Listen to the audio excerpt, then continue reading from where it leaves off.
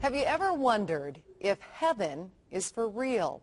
Well, after a brush with death, a young boy may have the answers millions of us are looking for. Was his vision real or something he dreamed? Well, you can decide for yourself. Natalie Tisdale tells us why people are so interested in this little boy from Nebraska. I remember Jesus. There are streets of gold and a lot of colors. I sat in Jesus' lap and then I felt just safe.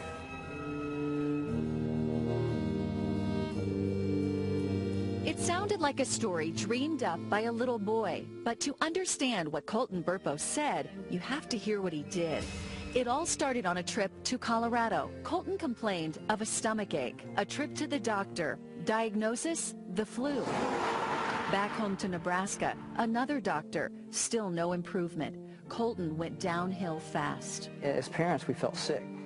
You know, what we could have done different. Man, we did this wrong. Turns out for 5 days he suffered misdiagnosed. The then 3-year-old had a ruptured appendix. While in surgery, his parents, Todd and Sonia, prayed in separate rooms.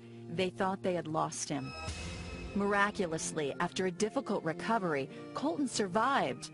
But his story is far from over. There were things Colton did and things he said after the surgery that were out of the ordinary. But until a drive past the hospital 4 months after his surgery, none of it made sense. His dad jokingly asked Colton if he wanted to go back to the hospital. His response? But you know, Dad, and he looks at me in the mirror, and I'm looking at him. He says, the angels, they sang to me while I was there. I remember looking in the mirror, and he's just dead serious. Colton's story about heaven was about to begin.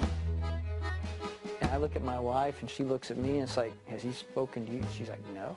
Her eyes are about probably as big as mine, and I'm sitting here going, he's never talked to me about angels before. While in heaven, Colton says he saw many things and met many people, including Pop, his great-grandfather who died 30 years before Colton was born. But Colton says he didn't look like the photo in his house. A picture sent months later by his grandmother was more like the man he met, a young man without glasses. And perhaps the most shocking part of Colton's story. Stands right in front of his mom and is like, Mom, I have 2 sisters. But he only has one sister. You had a baby die in your tummy, didn't you, Mom? His parents never told him about the miscarriage. She looked familiar, and then she started giving me hugs and telling me that she was glad to have someone from her family up there.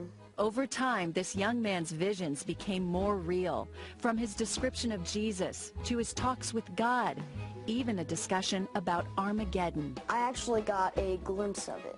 Now, how does a kid make that up? The Burpo family accepted and embraced their little boy's unbelievable story. Todd Burpo is a pastor here in Imperial, Nebraska, population 1,800. Many people here know about Colton's story. In fact, they've encouraged Todd to write a book about it. He did. Here it is. It's a New York Times bestseller. It wasn't something Todd wanted to do or even knew how to do, but he did exactly what he did the night Colton laid on that table near death. He prayed. God, if this is really you, I kind of laid my fleece out and I said, you know, I don't know how to publish a book, but if you really want me to do this, you're going to have the publishing industry find me. And it wasn't long before that actually happened. So far, 500,000 books have been printed. Bookstores across the country are trying to get more copies.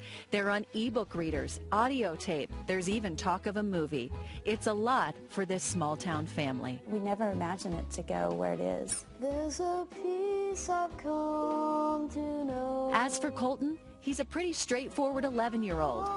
He likes music, he wrestles, and he prays to the God he describes as God. He's the biggest one in heaven. He can hold the earth in his hands. I don't know why God picked us.